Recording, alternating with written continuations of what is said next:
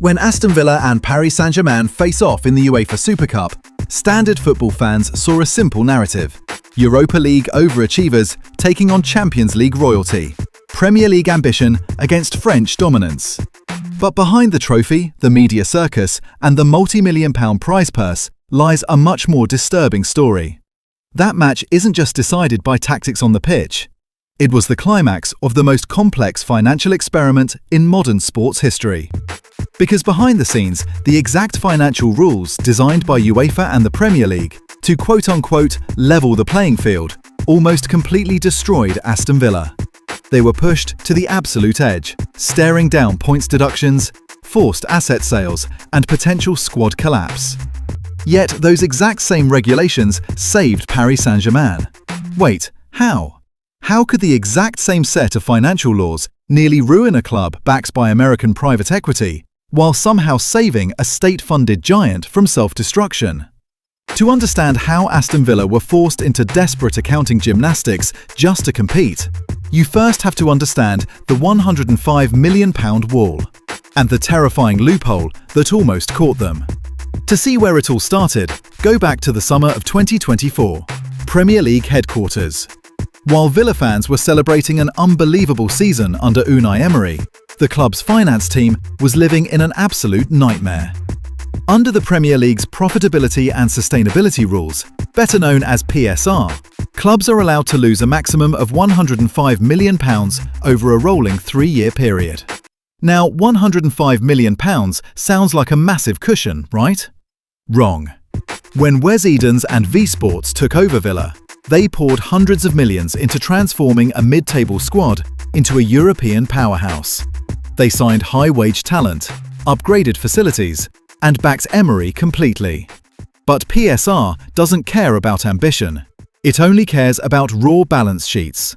Because Villa didn't have 50 years of global commercial revenue like Manchester United or Real Madrid, every pound spent pushed them closer to the edge.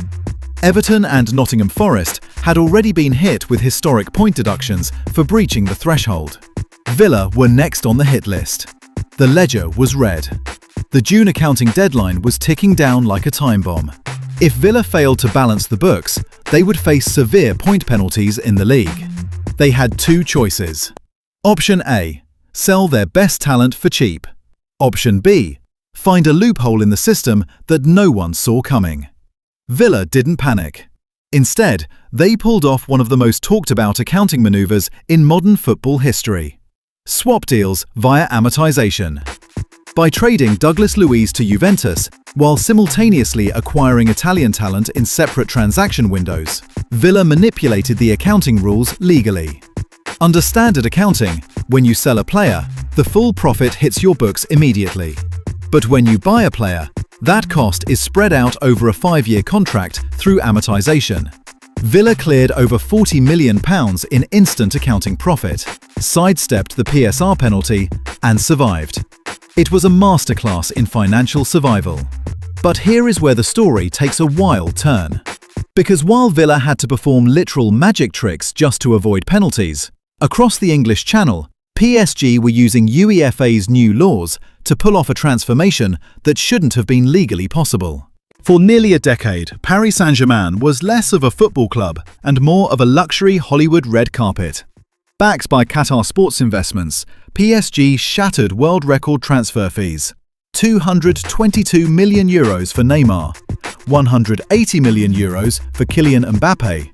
They stacked Lionel Messi, Sergio Ramos, and Neymar into the same locker room, creating a wage bill that ballooned past an astonishing €700 million per year. On paper, they were unstoppable. On the pitch, they were a disaster. Ego clashes, lack of defensive work rate, and embarrassing early exits from the Champions League. PSG were trapped in a gilded cage.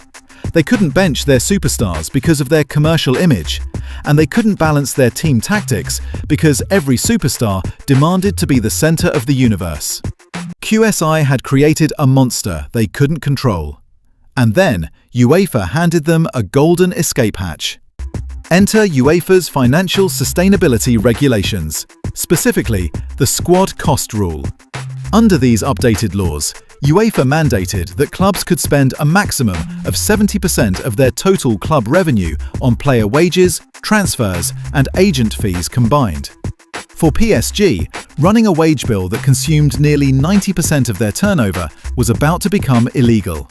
If they kept Messi, Neymar, and Mbappe, UEFA would strip them of Champions League registration rights and slap them with massive squad bans.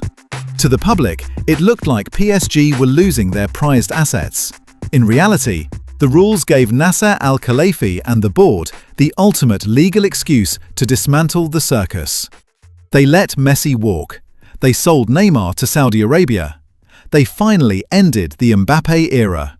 In a single 12-month stroke, PSG slashed hundreds of millions off their payroll. And with that free cash flow, Luis Enrique built a hungry, unified squad, bringing in young talent like Bradley Barcola, Desiree Doué, and Warren Zaïre-Emery. The rules that were designed to limit state-funded clubs didn't punish PSG. They forced PSG to stop playing fantasy manager and start building a real football team. Which brings us to the terrifying question every modern football fan should be asking right now. Why did financial rules almost ruin Villa while saving PSG? Because European football is currently governed by two completely different, conflicting economic models. Let's look at the numbers. The Premier League's PSR model relies on a fixed cash loss limit, £105 million over 3 years. That system heavily favours established mega-clubs, who already generate £600 million plus in commercial revenue every year. If Manchester United or Liverpool lose £30 million in a season, their commercial machine absorbs it effortlessly. But if Aston Villa, Newcastle United, or Villa's American owners want to invest capital to catch up, PSR treats that investment like a breach of the law. The hard cap prevents ambitious middle-tier teams from ever permanently bridging the gap, without constantly trading away their best players. Now look at UEFA's squad cost ratio model. It ties spending directly to total revenue percentage. Because PSG generate over €800 million annually through Parisian brand dominance, Nike Jordan sponsorships, and international broadcasting rights, a 70% cap still gives them a staggering €560 million budget to play with every single year. Villa, even after winning European silverware, operate on a total revenue base significantly smaller than PSG's. So when both teams enter the transfer market, Aston Villa are driving down a road with strict speed traps every 100 yards, while PSG are driving a Formula One car on an open autobahn. The system isn't breaking, it's performing exactly as intended. It protects the elite status quo under the guise of sustainability. And that dynamic has created a permanent divide in the modern game. The clash between Aston Villa and Paris Saint-Germain isn't just a single football match. It was a snapshot of the future of sports business. On one side, you have Aston Villa, a historical giant revived by American private capital, forced to navigate accounting loopholes, player swap deals, and razor-thin margins just to sit at the top table.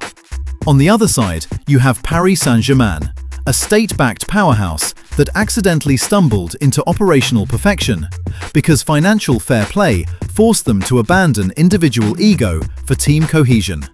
This is the reality of modern football. Pitch victories are engineered years in advance inside accounting boardrooms. Squad depth is decided by amortisation schedules, and the rules designed to save football from overspending might just be reshaping who is allowed to win forever. If you enjoyed this financial deep dive, hit that subscribe button, turn on notifications, and drop a comment below.